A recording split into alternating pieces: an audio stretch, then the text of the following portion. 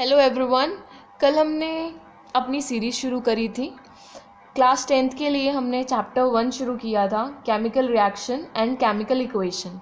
कल मैंने चैप्टर में आपको एक चीज़ बताई थी, इस हेडिंग का ही मैंने हाफ मीनिंग बताया था। मैंने केमिकल रिएक्शन के बारे में बताया था। आज मैं आपको केमिकल इक्वेशन के बारे में एक्सप्लेन करूँगी।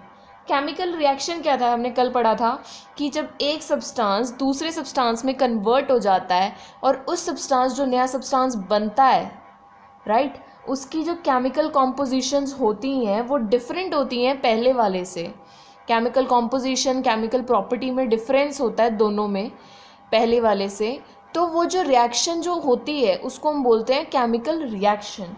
उसके अंदर दो चीज़ें थी जो स्टार्टिंग में यूज़ होता है। फर्स्ट सब्सटेंस होता है वो रहता है रिएक्टेंट, और रिएक्टेंट कन्वर्ट हो जाता है आफ्टर रिएक्शन, वो प्रोडक्ट देता है हमें। ठीक है। और हमने एक एग्जाम्पल लिया था, hydrogen plus oxygen gives water. ये एक हमारी केमिकल रिएक्शन थी जिसके अंदर ये दोनों हाइड्रोजन प्लस ऑक्सीजन हमारे रिएक्टेंट्स थे, वाटर हमारा प्रोडक्ट था।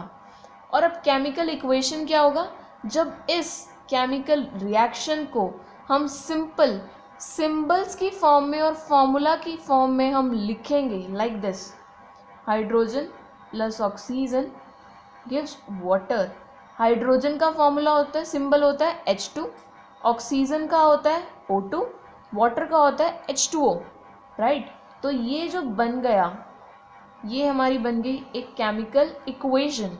तो केमिकल इक्वेशन क्या हुआ, short hand represented of chemical reaction in terms of symbols and formula of a substance, right.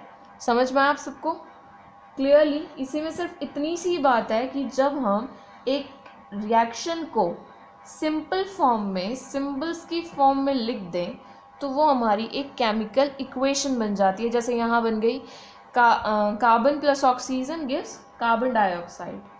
अब एक केमिकल इक्वेशन जो होती है उसमें बहुत सारी चीज़ें हमें देखनी होती है। फर्स्ट कि वो बैलेंस है या नहीं है। केमिकल इक्वेशन दो टाइप से होती है, अगर हम देखें दो वे में रिप्रेजेंटेड होती है। पहली वो एक अनबैलेंस्ड होगी केमिकल इक्वेशन, और एक होगी बैलेंस्ड।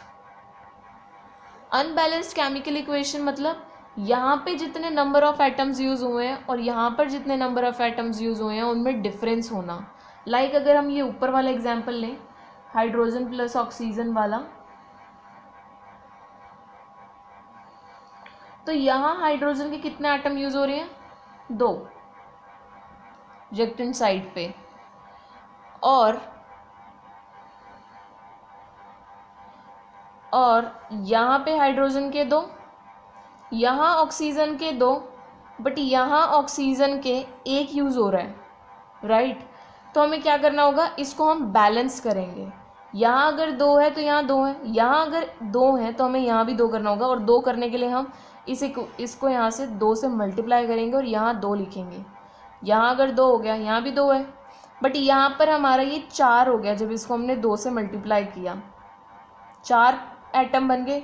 इधर भी 4 करने के लिए इसे 2 से मल्टीप्लाई करना पड़ेगा, मीन्स यहाँ पे करना पड़ेगा। अब ये जो बनी ये हमारी बैलेंस्ड केमिकल इक्वेशन बनी है, राइट। बट जो हमारी सिंपल ये पहले वाली थी, ये हमारी थी unbalanced chemical equation, balanced chemical equation.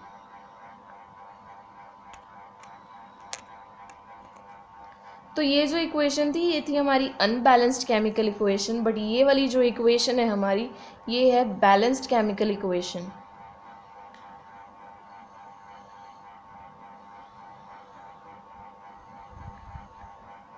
अब हमें यहाँ पे सिर्फ 2 ही चीज़ें हम देखेंगे, इसके बारे में पढ़ेंगे कि एक बैलेंस्ड केमिकल इक्वेशन होती है, एक अनबैलेंस्ड केमिकल इक्वेशन होती है।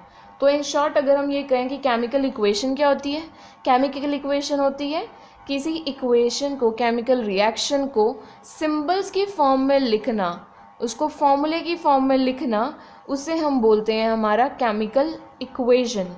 और केमिकल इक्वेशन फर्दर 2 टाइप से हम कैटेगराइज करते हैं, वो होती है हमारी अनबैलेंस्ड और एक होती है हमारी बैलेंस्ड। अनबैलेंस्ड में नंबर ऑफ़ एटम्स डिफ़र करते हैं, बट बैलेंस्ड में वो डिफ़र नहीं करते हैं। उनके दोनों साइड हम बैलेंसिंग करके उन्हें इक्वल कर सकते हैं, इक्वल करते हैं, या फिर कई बार इक्वल होती है। इक्वल कैसे होती है? सपोजिंगली जैसे ये वाला है, जब कार्बन और ऑक्सीजन का रिएक्शन होता है तो वो कार्बन डाइऑक्साइड देता है। यहाँ कार्बन के कितने एटम है? 1, यहाँ कार्बन के 1, यहाँ ऑक्सीजन के 2, यहाँ ऑक्सीजन के 2। तो दोनों तरफ नंबर ऑफ एटम्स सेम है, तो ये एक बैलेंस्ड इक्वेशन है।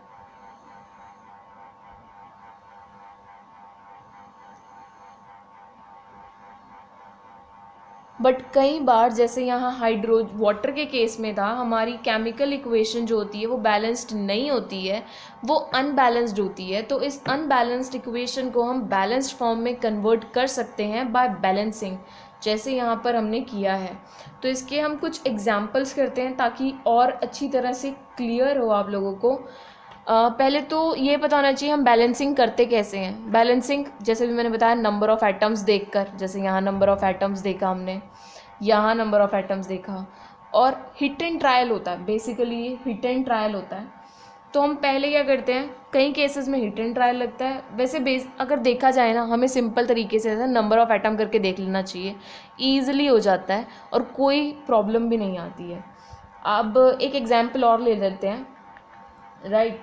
हम ले लेते हैं Fe plus H2O gives Fe3O4 plus H2। Fe क्या है यहाँ पे? आयरन। H2O क्या है? वाटर। Fe3O क्या है? ये O4 क्या है? ये ऑक्साइड है, फेरिक ऑक्साइड। आयरन को हम फेरिक बोलते हैं, फेरस बोलते हैं। इसके लैटिन वर्ड में आयरन का मतलब होता है फेरस, राइट। और ये हमारा हाइड्रोजन गैस। आयरन के यहाँ कितने एटम्स हैं? 1, बट आयरन के यहाँ कितने हैं? 3। इनको बैलेंस करना चाहिए, क्या करेंगे? यहाँ 3 लगा देंगे, हो गए बैलेंस, इक्वल हो गए। नेक्स्ट आइटम पकड़ें, हाइड्रोजन। हाइड्रोजन के यहाँ कितने हैं? 2, यहाँ हाइड्रोजन के कितने हैं? 2, इक्वल है। ऑक्सीजन के यहाँ कितना है? 1, यहाँ ऑक्सीजन के 4 हैं। तो क्या करना होगा? इधर 4 से मल्टीप्लाई कर दिया, 4 से मल्टीप्लाई। अब वाटर चेंज हो गया, यहाँ पे हाइड्रोजन का चेंज हो गया। हाइड्रोजन के कितने हो गए? 8 हो गए, 4 से मल्टीप्लाई हुआ ना, तो यहाँ 8 हो गए। ये जो होता है इसको इससे बेस से मल्टीप्लाई करते हैं, तब हमें पता चलता है कि कितने नंबर ऑफ़ एटम्स हैं। 4 को 2 से मल्टीप्लाई करेंगे तो 8 आया। ऐसे भी यहाँ पे इसको 4 से मल्टीप्लाई कर देंगे ताकि 8 बन जाए। तो ये जो हो गई, ये हमारी बैलेंस्ड इक्वेशन बन गई है। इससे हमने इसको बैलेंस्ड बना लिया है। एक और एग्जाम्पल करते हैं हम। Methane plus oxygen gives CO2 plus H2O। ये एक और इक्वेशन ली है हमने, एक और इक्वेशन ली है। इसके अंदर ये मीथेन है, CH4 का, CH4 जो है ये मीथेन है। O2 क्या है? Oxygen. CO2 carbon dioxide. H2O water. Methane, यहाँ कार्बन के कितने एटम्स हैं? 1, यहाँ कार्बन का 1 इक्वल है। हाइड्रोजन के यहाँ 4 हैं, यहाँ हाइड्रोजन के 2 हैं। तो इधर हमें ज़्यादा करना पड़ेगा, 2 से मल्टीप्लाई कर दिया हमने। यहाँ ऑक्सीजन के 2 हैं, यहाँ ऑक्सीजन के कितने हैं?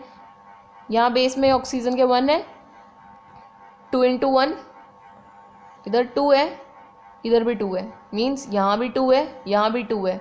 तो कितने हो गए? दोनों को प्लस करें तो 4, यहाँ 4 है, हमें यहाँ भी 4 करना होगा।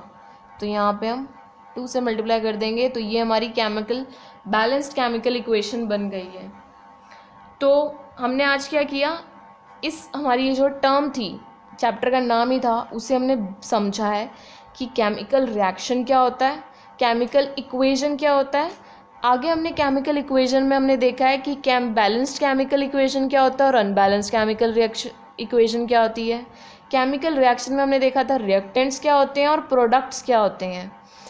ये हमारा बेसिक स्ट्रक्चर इस चैप्टर का रेडी हो चुका है। अब हम नेक्स्ट वीडियो में हम लोग करेंगे इसके अंदर जो कौन कौन सी type of reactions, chemical reactions use होती हैं वो करेंगे।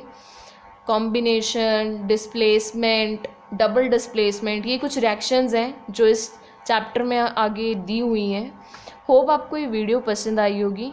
अगर आपको ये वीडियो पसंद आई है तो इस वीडियो को लाइक करें, मेरे चैनल को सब्सक्राइब करें। अगर आपको कोई भी प्रॉब्लम है, इसमें कोई भी डाउट है, आप मुझसे कमेंट सेक्शन में शेयर कीजिए, मैं आपके डाउट्स क्लियर करूँगी।